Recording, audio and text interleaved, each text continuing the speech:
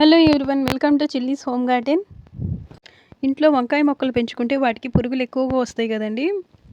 మామూలుగా రైతులు కూడా వంకాయ చెట్లకి పురుగు మందులు ఎక్కువ వాడతారు.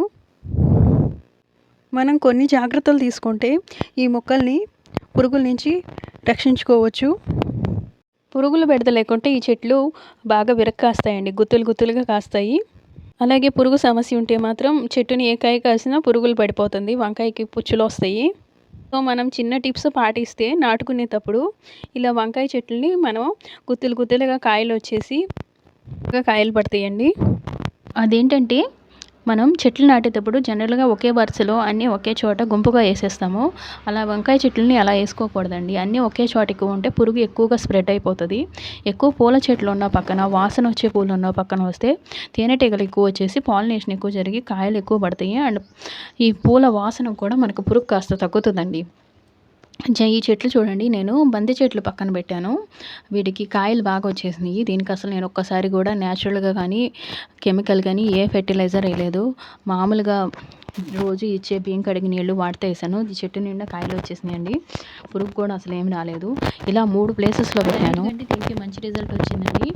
నెక్స్ట్ 3 ప్లేసెస్లో పెట్టాను కదా, అందులో ఈ ప్లేస్లో అయితే అన్నీ ఒకే చోట పెట్టడం వల్ల ఇవి కరెక్ట్గా బాగా పెరిగి చెట్టు నిండా పూత వచ్చిన టైంకి పురుగు పట్టేసింది.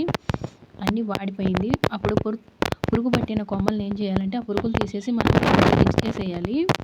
అప్పుడు నెక్స్ట్ మళ్ళీ కొత్తగా పూత వస్తుంది. ఈ కాయలు నాకు అసలు నచ్చలేదండి, తెల్లకాయలు. ఇవి ప్రతి కాయకి పురుగు ఉంటుంది అండ్ కూరలో వేసినా కూడా అసలు మగ్గట్లేదు. ఈ ప్లేస్ ఇంకో ప్లేస్లో పెట్టాను, ఇవి కొంచెం పర్లేదు. వీటికి కూడా కొన్ని కాయలు వచ్చినాయి, పురుగు కూడా వస్తుంది. సో ఎవరైతే వంగ చెట్లు నాటాలనుకున్న వాళ్ళు మీరు పూల చెట్లు పక్కన నాటితే మీకు అసలు పురుగుల సమస్య అనేది ఉండదు, పుచ్చ వంకాయలు రావు. సో ఈసారి వంగ చెట్లు నాటేటప్పుడు ఈ జాగ్రత్త తీసుకోండి. అలాగే పురుగులు వచ్చినప్పుడు ఆ చెట్టు కొమ్మల్ని విరిచేస్తూ ఉంటే ఆ పురుగులను తీసేసి ఆ తలకాయలు ఉంటాయి కదా, చిగుర్లు, పురుగు వచ్చిన చిగుర్లు, వాటిని ఇరిచేస్తే మళ్ళీ మనకి నెక్స్ట్ కొత్తగా వచ్చేసి మళ్ళీ ఛాన్స్ ఉంటుంది, మన కాయలు పిందులో పడే ఛాన్సు.